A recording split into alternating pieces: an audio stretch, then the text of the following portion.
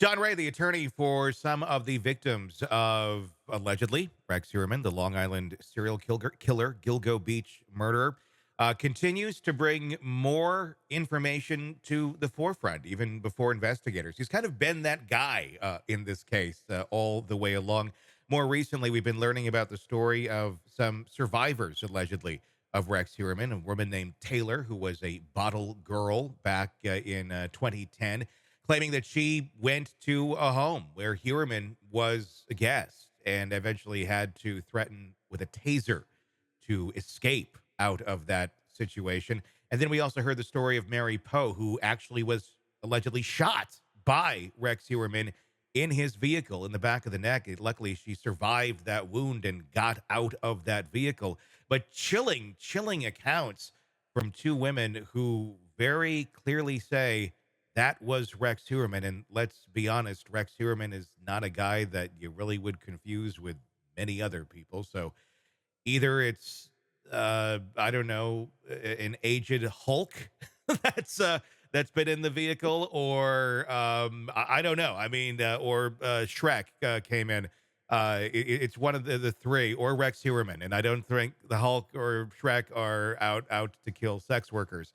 At least not in the latest version from Disney Pixar. But or Dream is it Thanks DreamWorks for or ruining my wholesome version of Shrek in my mind. Jeez, exactly. Now Tony. you're only getting every time you see Hero, and it's like it's Shrek.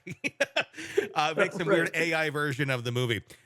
What's your thoughts on all this? Eric Faddis, defense attorney, joining us. I mean, the accounts, they have no reason to make these stories up or for some sort of posterity. If anything, they'd probably and probably many more are just staying quiet because they don't want the attention.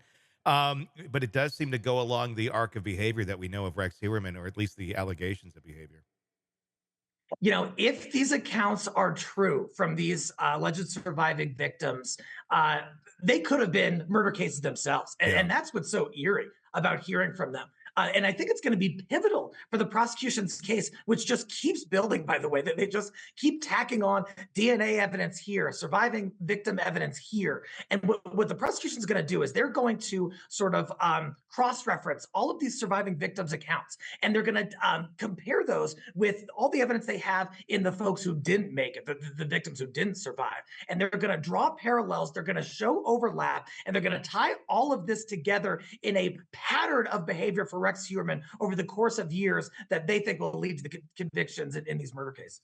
Yeah, I mean, it's one thing after another, and it's scary because I mean, these are just the ones we're hearing about. Obviously, we don't know about other victims. We suspect there probably are, but I mean, Heuermann was able to operate in a world without a lot of rules, and I mean, obviously, laws exist, but I guess the social rules or the social constructs aren't so much there because it's a shady area and people don't want to be caught for it. So that then attracts individuals who want to treat people in very inhumane ways. So not necessarily shocking that we're hearing these accounts, but it does make you wonder just how many others are out there that Heuermann operated like this around for all those years. And how is it that no one ever was able to come forward until now about Heuermann? Is it simply that the stigma?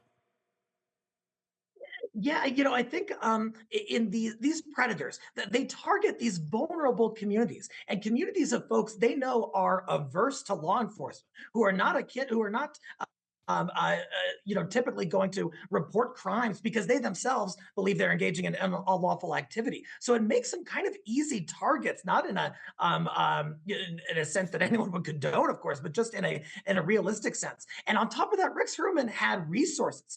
He's one of these predators who was able to kind of try to cover his tracks. He was more sophisticated. He had these burner phones, and so I think that he's sort of been able to evade accountability for a long time, but it appears that everything is starting to mount against him now. Hey, it's Tony Brueski. If you like the podcast, be sure to like, subscribe, and press that bell so you don't miss any of our updates on the cases we're following for you right here at the Hidden Killers podcast from True Crime Today. And thanks